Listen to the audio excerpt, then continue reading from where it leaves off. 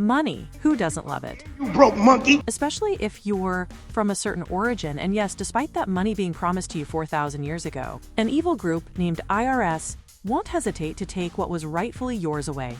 So we got you a manhwa, which is hated by all the goblin population. So with all the money tucked in our pockets, let's begin our recap. The treasurers are the ones entrusted with managing the nation's finances, budget planning, accounting, fund management, auditing, fraud prevention, and much more. The job demands a wide range of expertise, and as guardians of the national treasury, they work tirelessly, day and night. Edith is told that the security forces need more personnel. The old geezer informs her that they are terribly short-staffed, but from the looks of it, it does not appear that way. She recalls that his department had already received additional personnel recently, and if she remembers correctly, the justification at that time had also been a high workload. He becomes panicked, insisting that they had truly been overloaded back then. Edith presses the matter, questioning why, in that case, there is not a single entry record of those added personnel entering the palace. He becomes even more flustered and hastily claims that it must have been a mistake. However, she has already verified the truth. Upon further investigation, it is discovered that all the listed names are falsified. These people do not exist at all. It is outright fraud. The man is now in a full panic and even attempts to run away. Edith makes it clear that if there is a genuine need for increased staff or budget, she will approve it. But fraud will absolutely not happen under her watch. Her mages are impressed that Edith has the courage to scold a man older than her. This is Edith, the brilliant treasurer who, at the young age of 17, also serves as the assistant to the Minister of Finance. She is insanely productive, working day and night, and she cannot tolerate fraud in any form. She is deeply committed to ensuring that honest workers receive what they actually deserve, managing limited state funds and improving lives through tax reforms. That is her job, which is why she refuses to turn a blind eye to wrongdoing. She heads back to her office, where her teammates greet her. The Minister of Finance, Gilbert, also greets her, but she is annoyed to see that today the place is clean only because she had cleaned it herself. She complains to him, saying that just yesterday she worked her butt off, but this somehow resulted in even more mess being created. Gilbert apologizes profusely, but she scoffs that if he is truly sorry, he should help with the cleaning. Her colleagues laugh, joking that the two of them are like a helpless father and a responsible daughter. Edith asks Gilbert if he is here for the application for kitchen repairs. She has already processed it. Gilbert is surprised and asks if she really did it already. She lashes out, reminding him that he was the one who actually signed it in the first place. The memory comes back to him, and he admits that, now that she mentions it, he does remember. Gilbert might be hopeless in many ways, but when it comes to counting on her, she always comes through. Even if his organizational skills are a mess, since Edith's arrival just a year ago, the workload has become much easier to handle. She truly appreciates this progress, and after she started managing things, meeting deadlines has become far more achievable. Gilbert admits that with someone as capable as Edith by his side, they have made great strides. Edith sighs that if only Gilbert worked as sincerely as she did, they could accomplish much more. Gilbert praises her proposals, calling them fresh, neat, and amazing, and wonders where she even comes up with such ideas. Someone else steps in, agreeing that he too is impressed by Edith's ideas. It is Prince Oswald. He leans in close, his breath brushing her hair, and asks how his fiancée is doing. Flustered, she demands to know what he is doing here. Gilbert comments that he does not mind Oswald flirting with Edith, but he should at least keep it subtle. Even more flustered, Edith wonders what on earth Oswald is trying to tease her with. The prince remarks that her ideas are groundbreaking and efficient. She offers him a polite thanks, though she cannot reveal to them that all her ideas actually come from memories of her past life. Edith is the 17-year-old daughter of a marquis, and now she stands as the female protagonist of this story. Her father serves as the prime minister, while her mother is a kind and beautiful woman. Her brilliant older brother works as an aide to the crown prince. They live in a large mansion with many servants, a setting entirely different from the life she remembers from her past. It was when Edith was 8 years old that she first realized she had the memories of her previous life. One day, her mother was busy working, so she asked Edith to go and play in the garden. Edith, however, watched her mother work with curiosity, wondering just what kind of job could be so demanding. Then, one day she happened to glance at some papers her mother was handling. Her eyes widened as she saw that the formats were completely different from what she was used to. She recognized every detail, and in that moment, she began to see flashes of her past life scenes of herself as she once was. In her past life, she had been a bright woman working in the finance department of a major company. She believed that everything would be fine as long as she did her job well, or so she thought. But her seniors often dumped work on her, and the work environment was awful. Then, one day, the company president was arrested for tax evasion, triggering the discovery of one irregularity after another. As the person in charge of accounting, she too was interrogated. The public looked at her with suspicion, and she was hounded by the press every day. She managed to get the company's finances back on track, but she would return home each night utterly worn out, still ordered around by her bosses and seniors, cleaning up every mess left behind. One night, she cried herself to sleep, wondering why she had to suffer like this. When she opened her eyes, she found herself reincarnated. From that day, she began gathering knowledge from the library. A child's ability to absorb information is no joke. In a short period, she learned not only about her own country's economy, but also the economies of neighboring nations. While studying economics, she encountered an incident that stirred her past life anger. She went to a shopkeeper and pointed out that his prices were far higher than others, even though his wholesale costs and wages were low. This was suspicious, and upon further investigation, she confirmed it as fraud. She scoffed, thinking it was because of people like him that she had suffered in her past life. She swore she would not forgive such behavior this time. After 2 years of study, she put a certain plan into action. She went to her parents with a proposal to change the poll tax into an income tax. She explained that while the current flat system might seem equal at first glance, it placed a far heavier burden on the lower income class. Her mother agreed that this was true, noting that if they changed it, high-income earners would pay more and might complain. But Edith already had countermeasures. For example, the monetary tax could be reported in writing on a regular basis, showing how it was used, such as for road maintenance. Additionally, benefits like priority passage rights could be granted to high-paying taxpayers. Her mother pointed out that if the tax rate changed for each shop, managing it would become even more difficult. Edith replied that she would introduce a standard template to make it easy to understand. Her mother agreed that the format looked simple and clear. Then she turned to Edith's father and asked for his opinion. Edith's heart pounded. In her past life, no one had ever taken her seriously. And now, in a child's body, she expected him to dismiss her entirely. But her father surprised her. He said bluntly that he wanted to know where she had gotten such a brilliant idea. He declared that it was obviously going to be approved and implemented immediately. He was sure the townspeople would be delighted and expressed his heartfelt thanks to her. This made Edith truly happy. After that, the town went through a series of dramatic developments. Her father, in particular, was so impressed by the use of standard templates that he began talking about it in the royal palace. At first, Edith had wondered why she still had her past life memories, but now she saw it in a positive light. Perhaps this was God's way of telling her to change the economy of this world, and she intended to do so down to the smallest detail. In the finance department, the mages had heard rumors that a new recruit was coming. They were told her age was 16, but they did not care at all. They were just eager to have an extra pair of hands. Finally, Edith entered, introducing herself as the new recruit and giving her name. And that was how she took her very first step toward fiscal reform.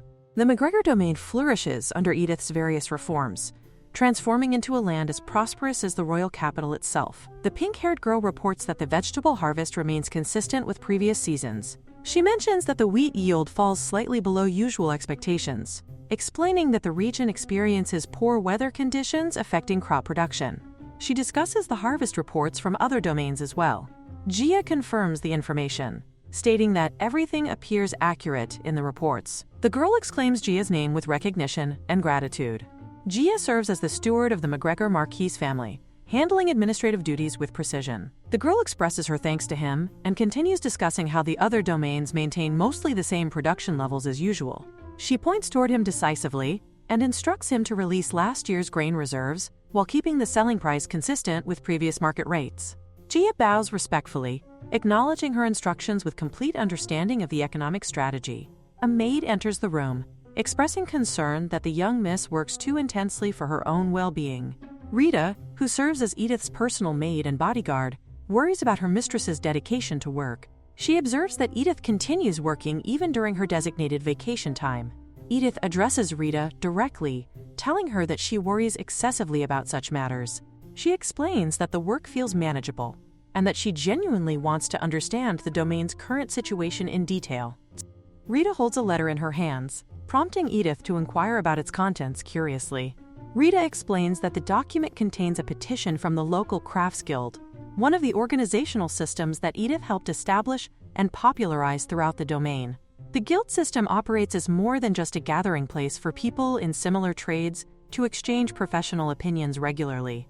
The system actively encourages members to voice their concerns and suggestions freely to their lord, creating a direct communication channel between workers and leadership. Edith reads through the petition carefully, discovering that the guild members express interest in considering the export of their lace products to other countries for expanded market reach. Edith acknowledges their proposal with understanding, recognizing the business potential. Rita provides additional context, explaining that the lace produced in the McGregor domain enjoys tremendous popularity among customers throughout the region.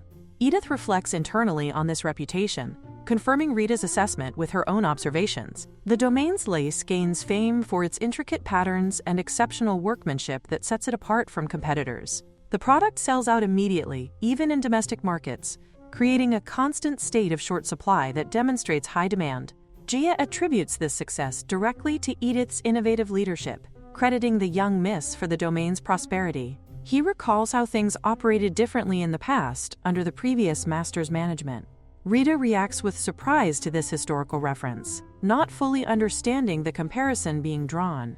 Edith's eyes sparkle with entrepreneurial excitement as she envisions the commercial possibilities for their lace products. She describes how the lace could enhance dresses for noble customers, while serving as elegant hair accessories for common people. Her imagination runs wild as she suggests that lace gloves and parasols would create lovely additional product lines for their expanding business. Her father responds with bewilderment to her enthusiastic business planning, asking for more detailed explanations of her innovative ideas. He marvels at what he perceives as his daughter's genius-level business acumen. Gia confirms that lace has indeed become a specialty product that defines the McGregor domain's economic identity. He notes that the local ladies express great joy over their increased income from participating in the lace production industry. Edith blushes modestly at the praise, insisting that she only provided some basic advice rather than creating the success entirely herself. However, she thinks privately about the importance of market expansion while recognizing a significant challenge ahead. At the current rate of demand growth, the domain's production capacity will struggle to keep up with supply requirements. Rita mentions that she hears the craftsmen express eagerness to work harder to meet the increasing demand for their products. Edith reacts with nervous alarm, exclaiming that such practices would constitute a blatant violation of proper labor standards. She compares the situation to what would practically amount to operating a black company that exploits workers. Rita responds with confusion, not understanding the terms labor standards or black company that Edith uses. Edith realizes with a start that these concepts come from her past life experience and would not be familiar in her current world. She clears her throat to cover her mistake and redirects the conversation toward more practical solutions. She emphasizes the importance of prioritizing craftsman training first before expanding production capacity. Rather than encouraging workers to labor nonstop and risk lowering quality standards, she advocates for sustainable long-term business practices that maintain product excellence. Rita acknowledges the wisdom in this approach, recognizing the logic behind prioritizing quality over quantity.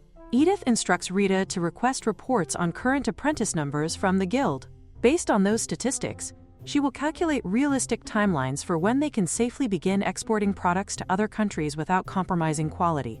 Gia compliments Edith on her excellent work as he hands her a cup of tea, showing his appreciation for her thoughtful leadership.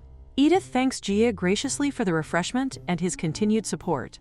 A familiar voice calls from behind the door, asking permission to enter the room. The voice addresses Edith as Edie dear with maternal affection. Edith recognizes her mother's voice and grants permission for her to enter.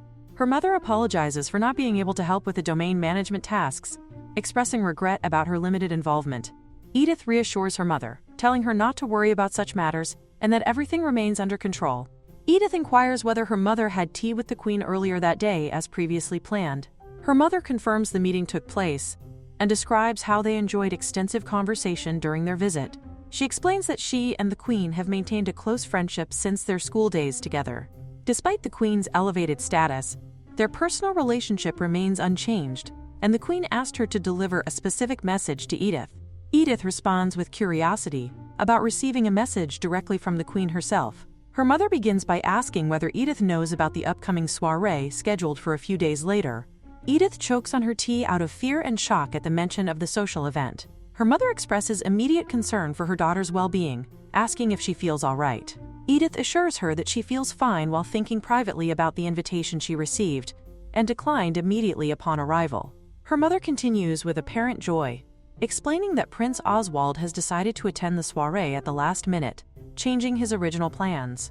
Edith jumps back in shock as her mother asks whether she would consider attending the soiree as well. Edith exclaims her refusal emphatically, realizing that the message came from Prince Oswald rather than the Queen directly. Her mother scolds her mildly for her inappropriate language and tone.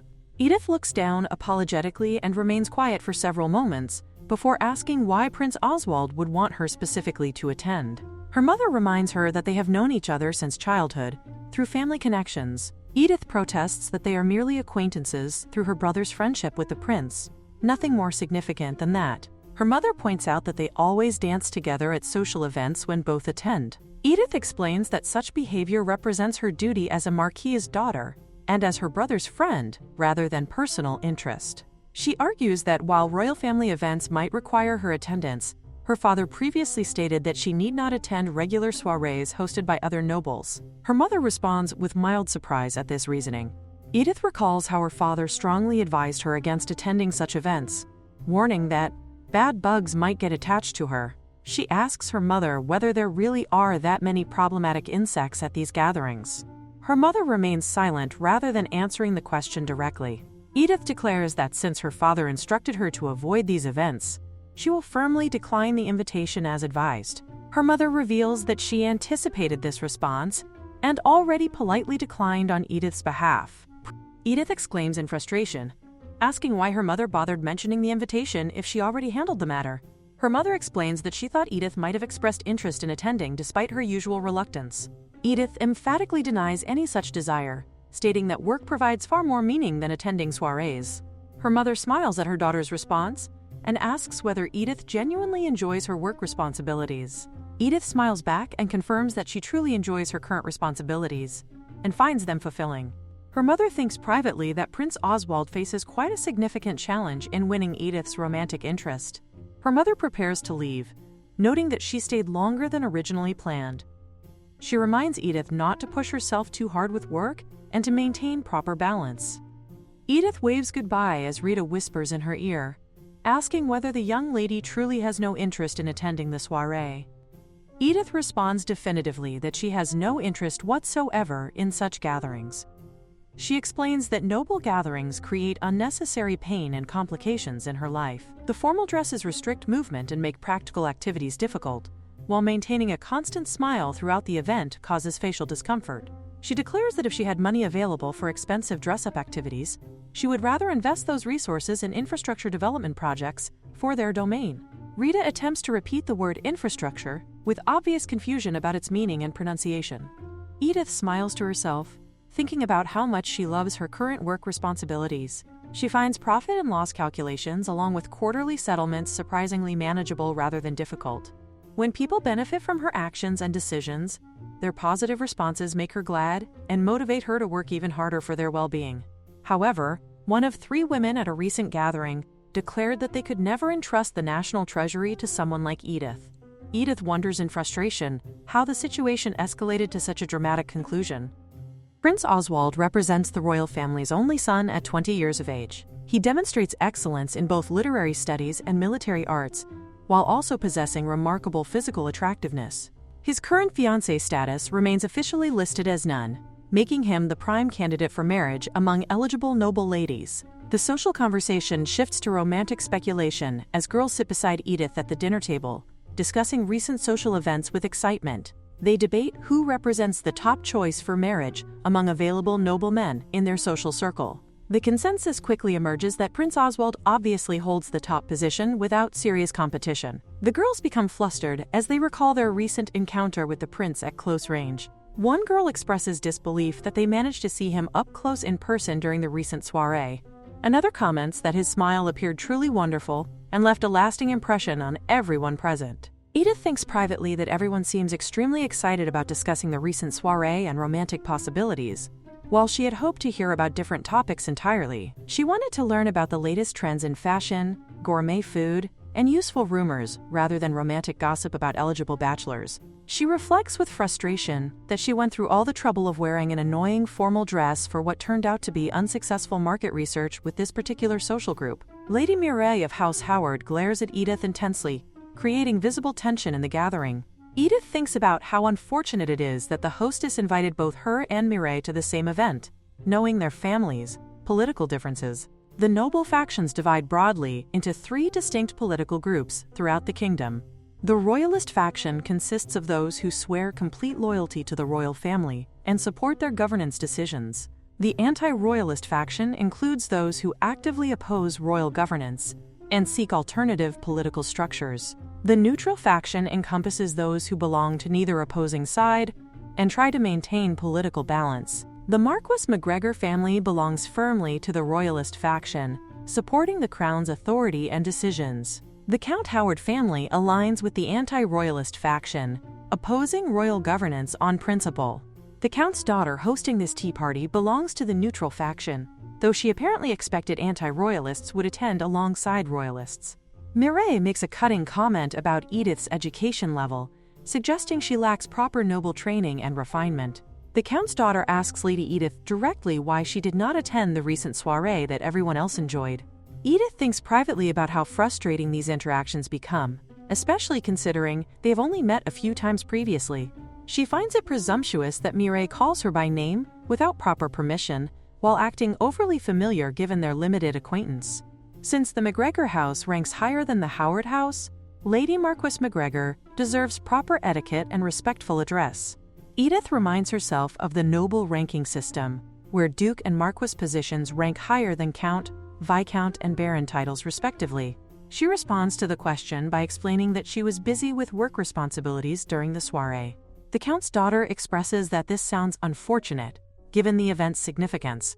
Lady Mireille responds with obvious disapproval, pointing out that His Highness the Crown Prince made time in his extremely busy schedule to attend the gathering. She questions how Edith could prioritize work over such an important social obligation, calling such behavior incredibly rude toward the royal family.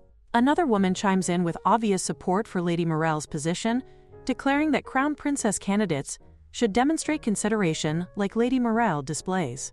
She makes pointed comments about certain people lacking proper priorities and social awareness. Other women whisper among themselves about the familiar pattern of these confrontations.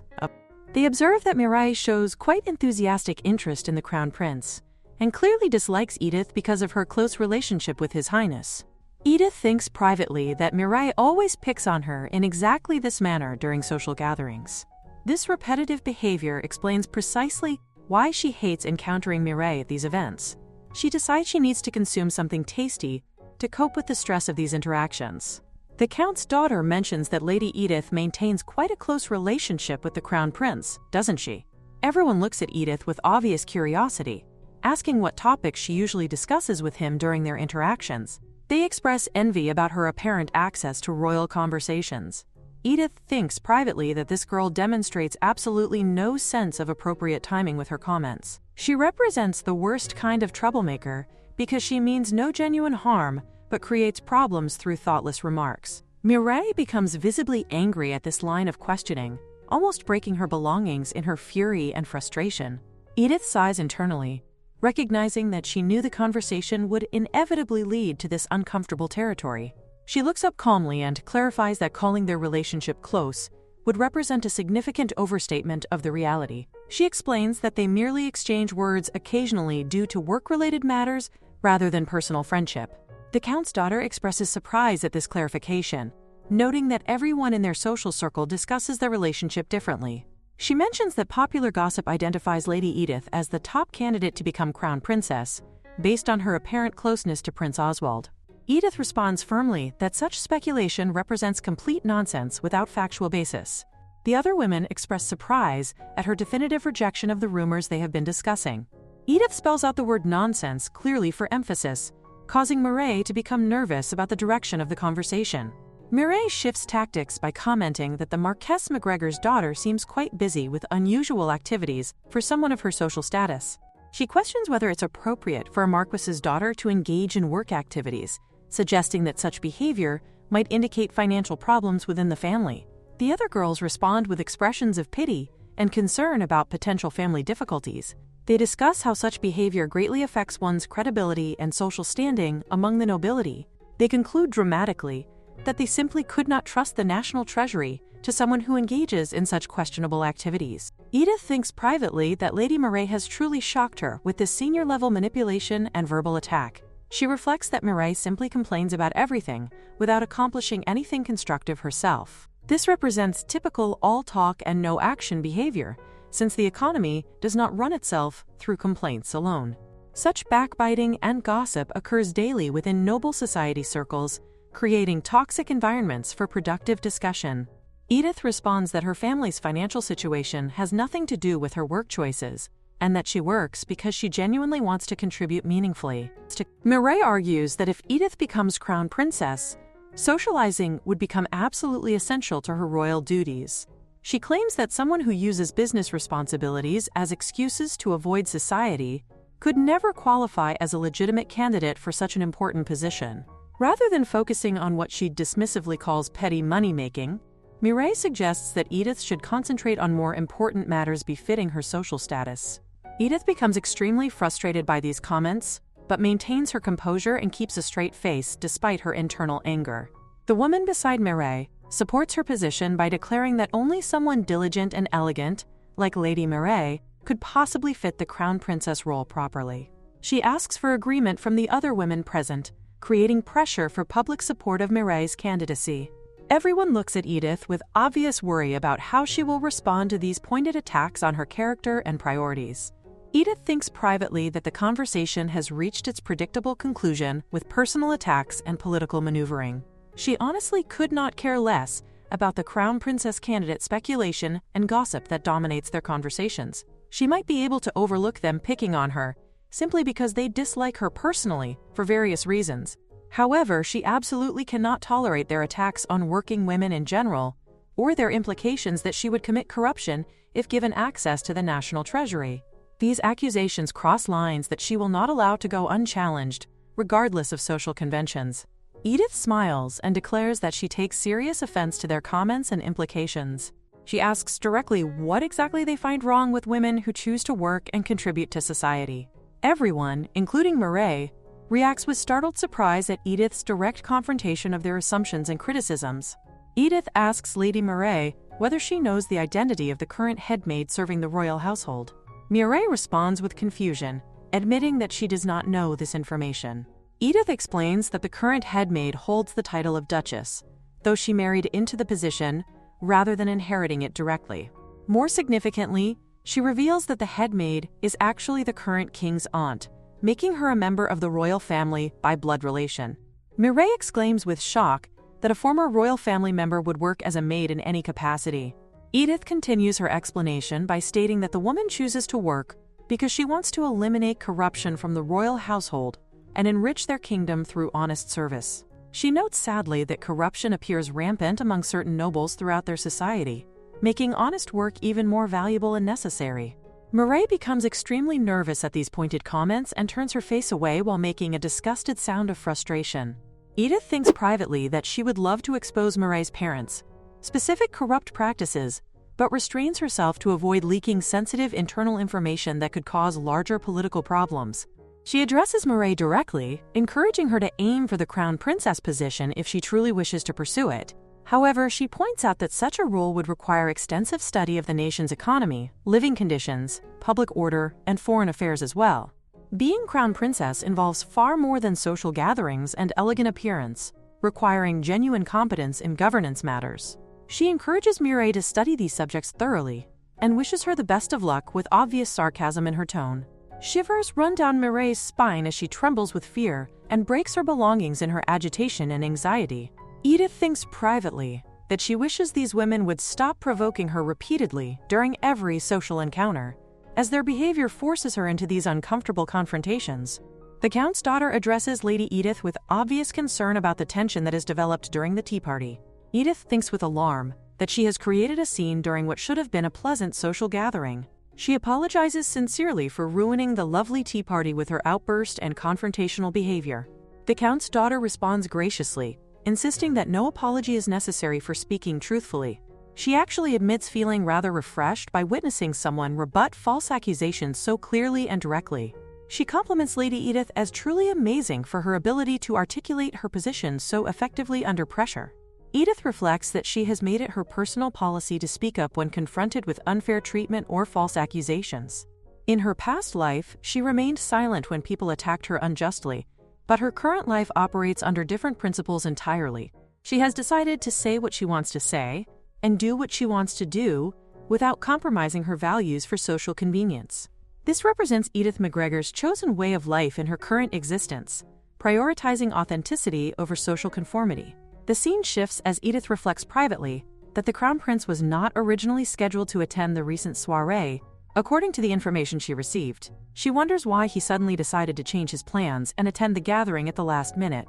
Her mother mentioned this unexpected change in his schedule as well, confirming that the decision came as a surprise to everyone involved. For such a busy royal family member to suddenly alter his carefully planned schedule, he must have had a compelling reason for attending that particular social event. Prince Oswald reaches his hand out toward Edith, drawing her back toward him and moving closer to her during their interaction.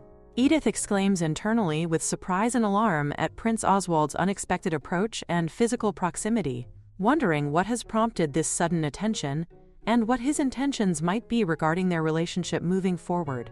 Prince Oswald approaches Edith with casual familiarity, greeting her warmly and commenting that quite some time has passed since their last meeting. He observes her expression with amusement and asks whether she really needs to look so thoroughly disgusted by his presence. Edith stands motionless in silence for several moments before responding with a question of her own, asking whether there exists anyone who could manage to smile genuinely in such an awkward situation. A nearby worker observes their interaction with obvious curiosity and interest. Oswald remarks that her attitude seems quite harsh, especially considering how much he genuinely wanted to see her again after their extended separation. Edith immediately backs away from him and declares emphatically that she absolutely did not want to see him at all during this encounter. She thinks privately with intense frustration about how seriously annoying his behavior becomes during these interactions. He consistently teases people in exactly this manner, which explains why those bizarre rumors about her being a potential fiancé candidate continue spreading throughout noble society circles. This particular situation totally invites misunderstanding among observers and creates unnecessary complications for her reputation and social standing. Edith physically pushes him away while speaking formally, addressing him as Prince Oswald, and requesting that he please watch both his words and his behavior more carefully. She explains that his actions cause unnecessary misunderstandings among witnesses, creating situations that become extremely troublesome for her to navigate socially. Oswald stands silently for a moment before moving even closer to her personal space, suggesting that perhaps they should simply allow people to misunderstand their relationship, since the truth remains just between the two of them anyway. The observing worker becomes visibly flustered by this intimate exchange and lets out a loud expression of surprise and shock. Edith's mood shifts dramatically as she becomes genuinely grumpy and visibly angry, warning him that she will seriously become mad if he continues this inappropriate behavior. Oswald recognizes her escalating anger and backs away slightly, offering a casual apology for pushing the boundaries too far during their conversation. They begin walking together as Edith questions whether his behavior represents some kind of calculated trick designed to avoid the persistent advances of eager noble ladies seeking his romantic attention. She warns him against using innocent people as shields, simply because he finds the prospect of marriage arrangements bothersome and inconvenient. Oswald mutters quietly under his breath that apparently she still does not understand his true intentions after all this time. Edith asks him to clarify what he meant by that comment, but Oswald dismisses her question by claiming he said nothing important. Oswald changes the subject by mentioning that he heard detailed reports about the recent Tea Party incident, where she clashed publicly with Lady Howard. Edith responds that such confrontations represent the usual pattern of their interactions, explaining that Lady Howard treats her like a personal enemy, for reasons she cannot fully comprehend.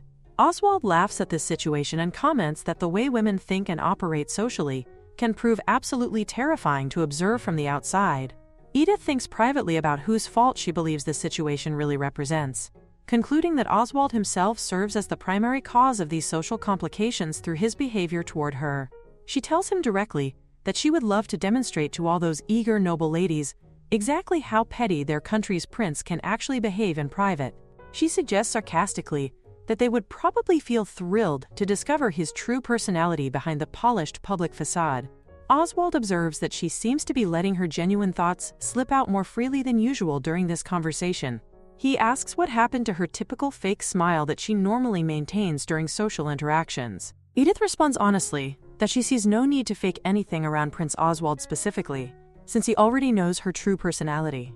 Oswald holds his head in his hands and sighs with apparent frustration at her blunt honesty and direct approach to their relationship.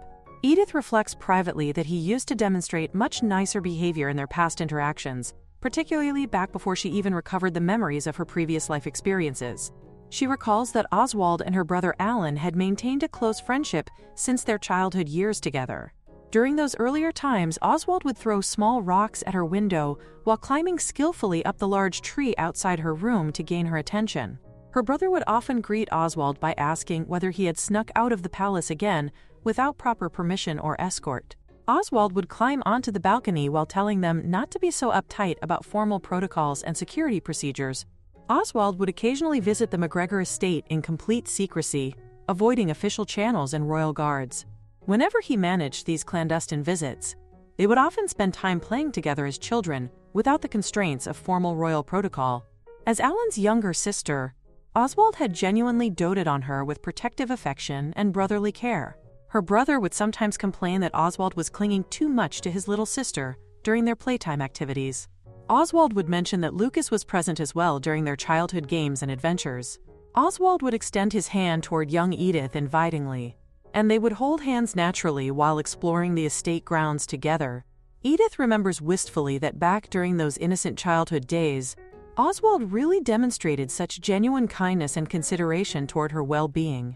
She wonders sadly why his behavior has changed so dramatically, from those earlier times to his current teasing and somewhat manipulative approach. Edith sighs with confusion and admits that she simply does not understand his current motivations or behavior patterns. Edith becomes quiet and formal again, requesting politely that he please move out of her way since his presence interferes significantly with her important work responsibilities. Oswald tells her not to behave so coldly toward him, explaining that he actually has some genuinely good news to share with her.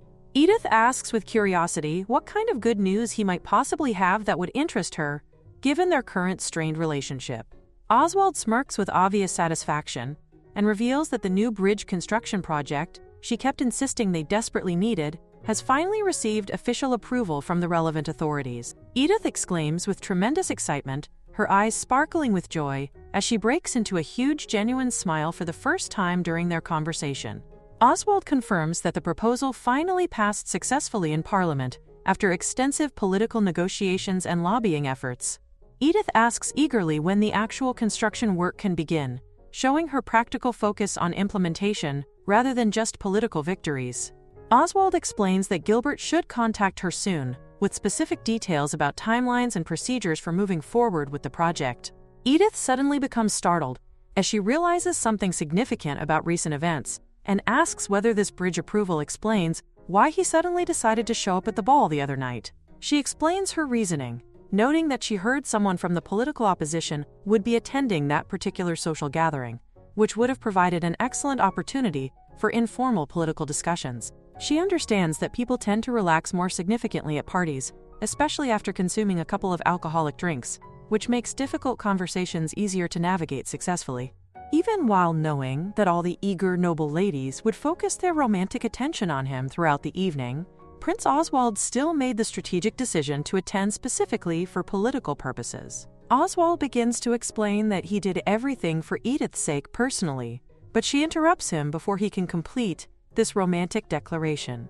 Edith enthusiastically declares that obviously he did everything for the good of the kingdom, as would be expected from their responsible crown prince. She acknowledges that while he may prove annoying sometimes in their personal interactions, he genuinely fulfills his role as crown prince excellently. She praises him for consistently putting the country's needs first in his political decisions and personal sacrifices. Oswald finds himself completely speechless at her interpretation of his motivations, attempting to clarify that his meaning was not exactly what she understood. Edith grabs his hand enthusiastically and addresses him formally as Prince Oswald, expressing tremendous gratitude for his dedication to the kingdom's infrastructure development needs.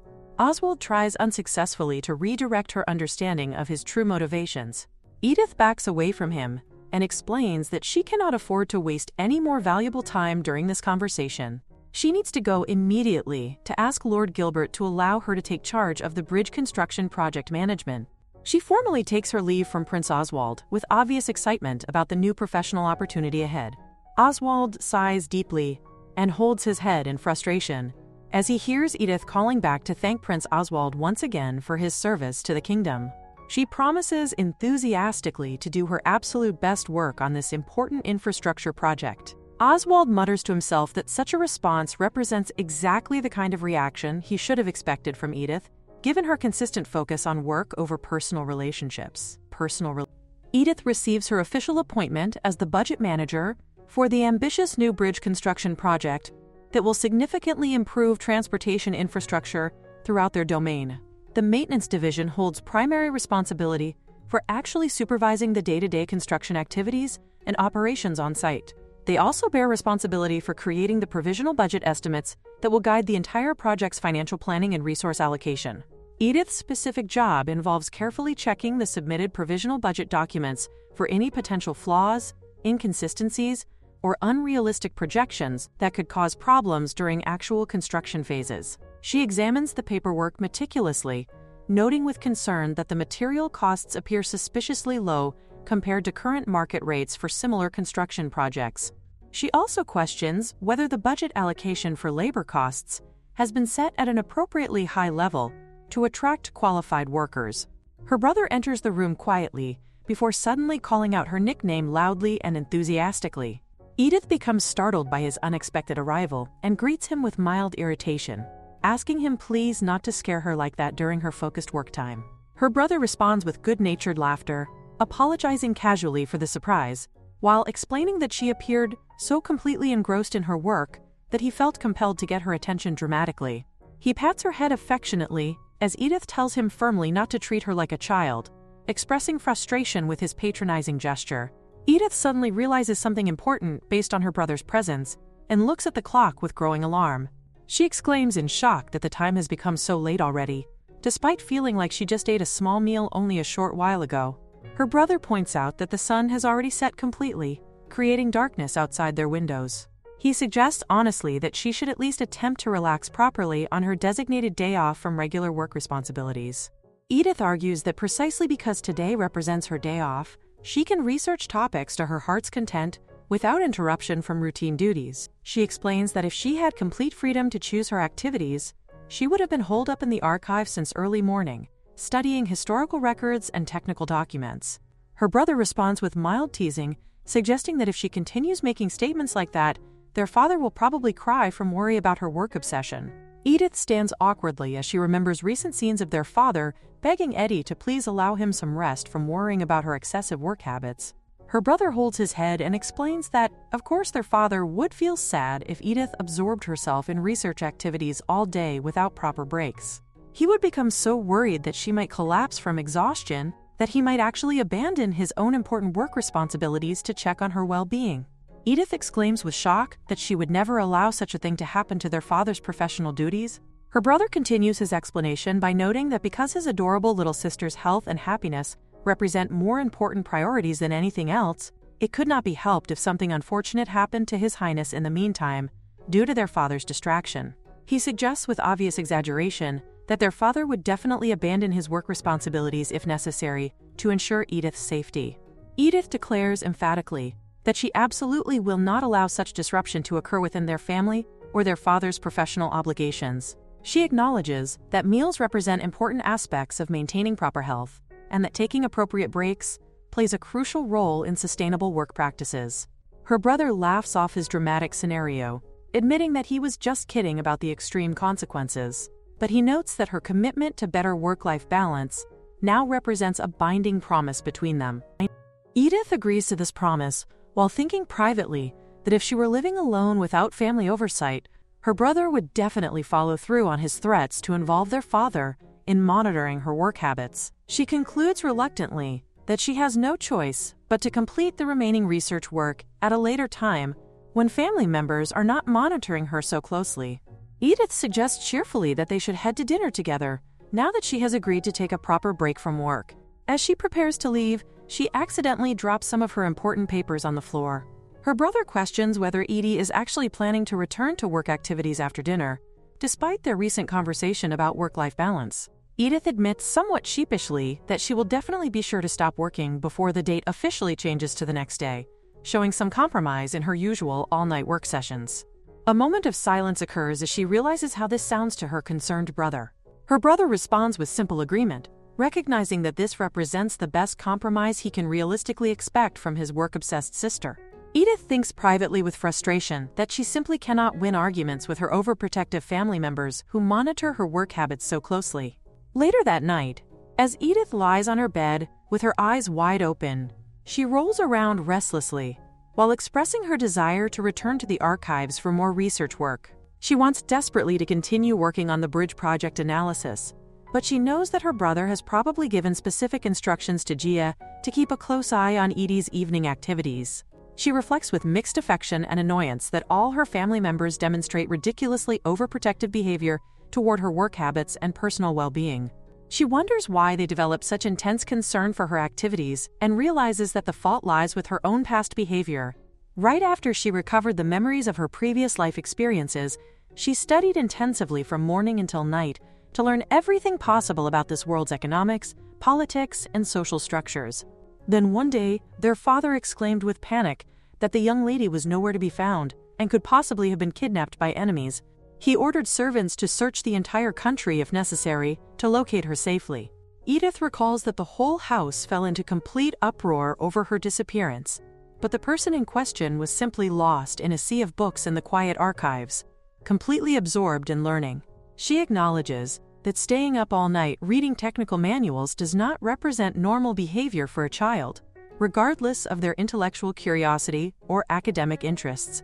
For some reason, only their mother found this obsessive studying behavior amusing rather than concerning, while everyone else worried about potential health consequences. Since she cannot return to active research tonight due to family monitoring, she decides that she will have to be content with just reviewing the information she read during the day's work session. First, regarding material costs, she notes that no major fluctuations have occurred in recent years that would justify the low budget estimates. Including neighboring countries in her analysis, she finds no signs of raw materials shortages or increased demand from major construction projects that would affect pricing. In that case, she will need to investigate which specific trading company the maintenance division conducts business with, as this relationship might explain the unrealistic cost projections. Next, she examines personnel costs in detail and exclaims with shock at how cheap the proposed wages appear. She realizes that they will not be able to gather any qualified workers with such low compensation offers. These wages compare unfavorably with general housing construction projects, which typically require less specialized skills than major bridge construction. She wonders whether the maintenance division plans to raise wages according to the actual number of days worked, creating a performance-based compensation system. She also questions whether the miscellaneous expenses category has been budgeted too high compared to other project components. Edith thinks privately that miscellaneous expenses represent a key category often used in fraudulent schemes because their purpose remains deliberately unclear, making the allocated money easy to embezzle without detection. However, if this represents an intentional fraud attempt, the approach seems too clumsy and obvious for experienced criminals. If the creators truly intended fraud, they should have inflated the material and personnel costs as well to create a more believable overall budget that would not raise immediate suspicions. Rather than representing deliberate fraud, the budget problems seem more likely to result from inexperience and inadequate knowledge of construction project requirements. She remembers encountering similar poorly prepared reports during her past life work experience. A senior employee too busy to provide proper guidance would brush off junior staff members, forcing rookie employees with insufficient knowledge to create complex documents independently without adequate supervision or support. She concludes that she should definitely visit the maintenance division offices tomorrow to investigate these budget irregularities directly. Since the project will use taxpayer money for construction, every aspect must be properly scrutinized to ensure responsible use of public resources and prevent any potential corruption or waste. Gia calls out to Edith from behind her bedroom door, and Edith becomes extremely startled, wondering whether Gia has come to check on her compliance with the family's work restrictions. She looks at the clock and realizes with dismay that the time approaches almost midnight, making her late-night research activities obvious to anyone monitoring her schedule. She attempts to hide her work materials quickly, as Gia asks politely whether he can enter her room. Edith grants permission while thinking frantically that she needs to conceal evidence of continued work activities, since it would create problems if Gia discovered her violation of the family's work-life balance agreements. Gia enters respectfully and explains that he has brought her some tea before she rests for the night. He believes that approximately this time represents when she should be heading to bed for proper sleep. He expresses worry that she might be overworking herself again, despite recent promises to maintain better work-life balance. Edith thinks privately that she has been completely caught in violation of her agreements, and that her family's monitoring system has proven effective. She attempts to deflect Gia's concerns by suggesting that he worries too much about her work habits and personal schedule management. Gia mentions that he carries a message from her brother, who apparently instructed him to deliver specific consequences if Edith fails to comply with their agreement. Her brother told Gia that if she does not go to sleep before the date officially changes, he will ask Lord Gilbert to file for her mandatory paid leave from all work responsibilities. Edith quickly drinks her tea and gets into bed immediately, pointing out that she is now properly in her futon and asking Gia to serve as witness to her brother regarding her compliance with sleep schedule requirements. Gia responds with precise documentation, noting that she retired to bed at exactly 23:34, which represents the accurate information he will report to her brother. Edith comments on his precise record-keeping, while asking him to cover her a little more warmly with her blankets. Gia explains that such detailed monitoring serves her own good and wishes her sweet dreams before departing from her room. Edith remains silent briefly before admitting that she would prefer to avoid receiving a lecture from her brother tomorrow about work-life balance violations. She decides reluctantly that she will go to sleep obediently rather than risk further family intervention in her professional activities. She appreciates that Gia's tea tastes nice and warm, noting that he must have prepared it at lukewarm temperature specifically to make it easy to drink quickly. She reflects that if he intended to be so considerate about her comfort, he could have arrived a little earlier to give her more time to wind down from work naturally. Even with her eyes closed in an attempt to fall asleep, she cannot stop her mind from thinking about the bridge project budget irregularities and the investigation she plans to conduct tomorrow. She resolves firmly to go to work early the following morning to find out the truth about the maintenance division's budget preparation process and ensure that taxpayer money receives proper oversight and responsible management. The guard greets Edith, remarking that she is early today. She replies that it is true. She has come in early to prepare before the meeting. Indeed, she is preparing for the meeting, though it is certainly not because she forgot something her brother had asked her to do. As soon as she steps into the office, people immediately start gathering around her, each saying they have something they need to ask from her. It is busy this morning, yet she still makes the effort to respond to every single person who approaches her. No wonder everyone relies on her so much. While walking, she notices that a small group of people appear worried and are huddled together. She approaches and asks if something is wrong. They explain that they have run out of gold thread. Yes, gold thread is sold in many shops, but at this rate, the ceremonial outfit for the prince's coming of age will not be ready in time. The coming-of-age banquet for the prince is an event of great significance, one that he himself is organizing. It is also a crucial test that will assess his capabilities and qualifications to eventually become king. If the outfit is not ready in time, they will end up embarrassing him. In that case, they are considering checking the Else region. Edith thinks this is an excellent idea. The Else region is famous for its silk production, and due to the presence of a gold mine, they also produce fine gold thread. It is not circulated widely because of limited transportation, but there is a good chance that some might still be available there. On top of that, Else is not too far from here. The chef is the second to have his concerns brought to her. The food portions for such a large number of guests are standard, but preparing food for this many people is challenging because they do not have enough space or equipment. The more they think about it, the more they recall that during the current king's own coming-of-age ceremony, the food was served rather slowly. They do not want to repeat that mistake this time. Even if they manage the staff well, the kitchen is still too small. Gret tells them that she will check the place first, and then let them know what to do, making everyone visibly happy. The Count, watching this scene, becomes irritated by her. He comments to his wife that, on the surface, she might look like a flashy little girl, but she is undeniably capable.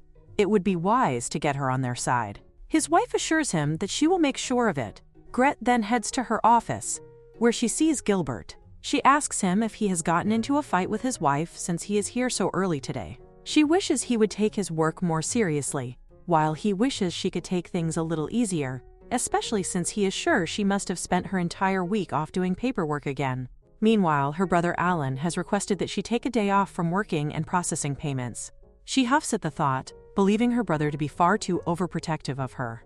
After all, she is already 17, and it has been a full year since she joined this department.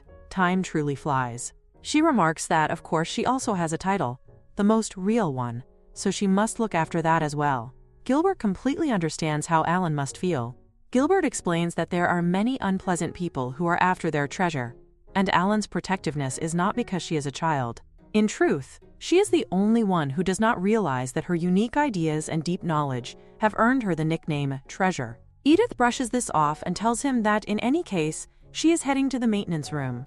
Gilbert asks if there is yet another new problem, but Edith tells him not to say it like that. She is simply always trying to look for trouble to solve. Gilbert points out that it is obvious, especially since just the other day she caught someone inflating labor costs again. He jokingly calls her the treasure demon. Edith insists that it was an internal investigation and tells him to stop calling her that, huffing as she leaves.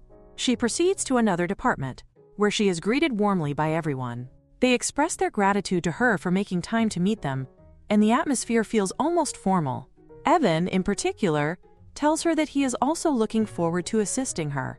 Observing his reaction, she becomes certain that he must be new. Evan then grabs her hand with enthusiasm, declaring that he is her biggest fan and has heard so many things about her. To him, meeting her feels like a dream. Edith, however, has no idea what kind of rumors are circulating about her. She tells him that she would like to first discuss some provisional budget matters. Regarding materials, she has noticed that the prices here are lower than the market average, so she asks Evan which merchant provided this information. Evan begins searching through his documents, but the state of his files is so chaotic that Edith thinks it might be better to teach him how to properly organize them.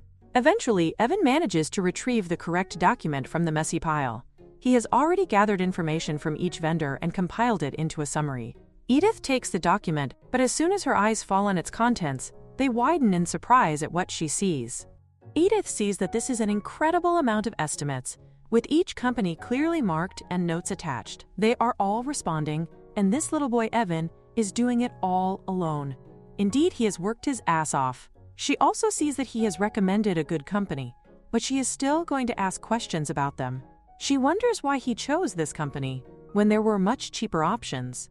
Evan, all flustered, explains that it is because all the other companies have either material or financial issues, while the company he found is completely reliable, as it is backed by some wealthy benefactor. Indeed, he has done a great thing. He adds that this company is also struggling with congestion on the existing bridge, so if a new bridge is built, distribution will become more active. This is more like a forward investment, with anticipated market expansion. The new bridge is costly, so Evan is grateful it is cheaper compared to the wholesome estimate that Edith has made. She notes that he has also considered the company's profit, and it looks like it is going to be great for both parties. She thinks she is going to like the current materials, and if there is going to be some change in the material later, she will ask him to talk with the finance department. Evan becomes so happy that, to show his gratitude, he starts smacking his head on the table. She sees that this little boy has done the research extremely well. Even though there was so much data missing, yet he still did his best. This is not corruption at all. She begins to praise him, acknowledging that he has done a great job, but since they are using national funds, they need to clearly specify budget items and amounts. While miscellaneous expenses are a very convenient category, large amounts in them become a red flag in audits, so they should try to avoid using them as much as possible. Evan looks all sad at this, and she wonders if she was too harsh, thinking that perhaps this is why she has earned the title of Treasury Demon. She then gets an idea and hands him the budget proposal from when the current bridge was built. It seems that the old book was stored in the archives. The other document is from when a similar-sized bridge was built in another country, and the pricing is almost the same. It is likely to help them a lot, even providing a detailed breakdown of expenses. It is so easy to understand, with transport costs for materials also included. She is glad that it is going to help him greatly. She asks him if he could be able to resubmit it within a month, but he refuses, saying there is no way he will take that long. He will do it in 3 days. She feels like he is making some sort of corporate slave declaration. She understands that he is trying to do this as quickly as possible, but still, haste makes mistakes. Evan becomes happy again, saying he will do his best. Edith notes that he is just like her, working hard to enrich the lives of the people. He then greets her goodbye and leaves. Just after he is gone, the Count calls out to Edith. He oversees the capital security forces, and there are whispers of corruption and other dark rumors about him, but with no evidence, no arrest has been made yet. She really cannot ignore him either. She greets him, noting that it is good seeing him here. The Count tells her that he is here because he has some work at the maintenance department. She thinks that it seems to be about the bridge, as Gilbert has told her that the anti-royalists are against making the new bridge. Still, she believes that everyone is going to be happy if the bridge is made. However, the Count says that the total claim is that it is wasteful to use national funds when there is already an existing bridge that the nobles can use perfectly well, not realizing that the common people are suffering. The Count then asks if she is here for some work. She responds with sarcasm, implying that he is here about the bridge, and noting that Prince Oswald has already agreed to it, so everyone is already enjoying the idea. Yet this Count has the audacity to say that he thinks there are other areas far more deserving of such an investment. She cannot believe he is saying something like this. He then shifts the topic, mentioning that he has heard about fraud within the security forces recently. She tells him that regarding that matter, he should have spoken to Gilbert, the Lord in charge, and the Count agrees, saying that Gilbert has already reported it to the king. He expresses his regret, and she hears that the person involved was fired immediately, but she is certain they did not investigate it thoroughly. Then, out of nowhere, he casually suggests that she should work for them, shocking her completely. He tells her that to maintain the capital's security, the current budget is too tight. She wonders if he is actually trying to ask her to commit fraud. This man really needs to chill out. He reasons that with her managing their finances, everything will be secure. Edith smiles and refuses, saying she is more than happy with her current allocation, and if she really had to change her department, she would prefer to work under a superior who is truly competent. This alone makes him deflate, losing all his intimidating aura. He tries to excuse himself, saying he is going to take his leave as he has things to do.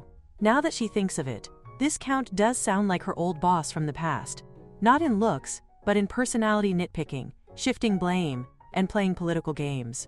The security and force are full of capable people who report slackers at the risk of being fired, yet somehow, only the incompetent ones get promoted, while the Count turns a blind eye to it. She is lost in these unpleasant memories of her past when a maid calls out to her.